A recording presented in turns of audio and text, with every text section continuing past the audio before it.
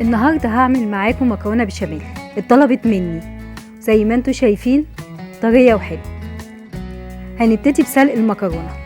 هنغلي مية واحط فيها معلقة كبيرة ملح، وحطي كمية المكرونة اللي انت عايزاها على حسب الصينية والكمية اللي انت عايزاها. انا بسويها 3/4 سوا علشان ما تعجنش مني.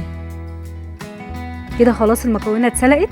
هصفيها واحط عليها معلقه زيت واقلبها عشان ما تمسكش في بعضها. هعمل العصاج، بحط زيت وبعد كده هحط بصلتين حجم وسط متقطعين صغير قوي واقلبه. لما لونه يصفر شويه حاجه بسيطه احط عليه معلقه توم كبيره مفرومه. بعد كده هحط نص كيلو لحمه مفرومه واقلب. هحط على اللحمه معلقه ملح ومعلقه فلفل اسود.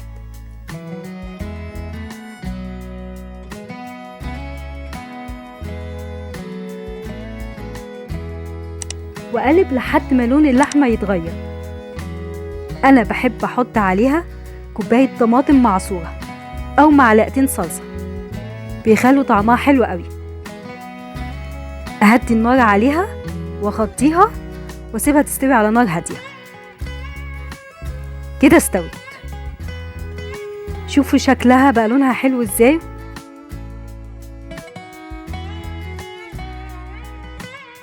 احضر البشاميل، بحط معلقتين زبدة ومعاها شوية زيت صغيرين، ولما الزبدة تسيح احط عليها نص كوباية دقيق واقلب.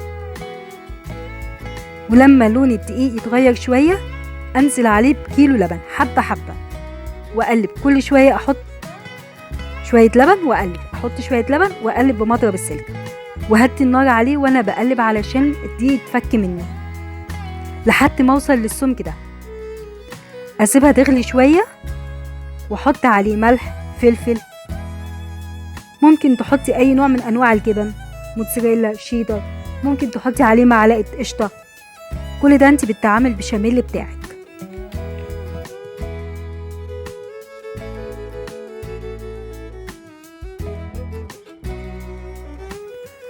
اجي بقى احضر الصينيه بتاعتي.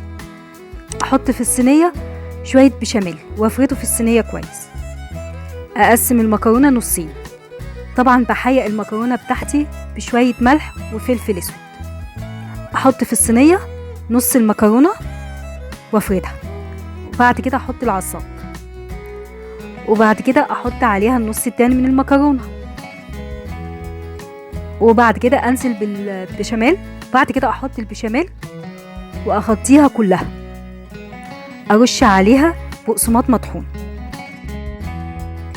احطها في الفرن تستوي لمدة ربع ساعة، وبعد كده افتح عليها الشواية لحد ما وشها يتحمر.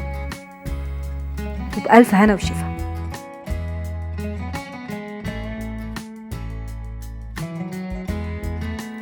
لو عجبتكم الحلقة ما تنسوش اللايك والاشتراك والشير، واهم حاجة تعليقاتكم. بألف هنا.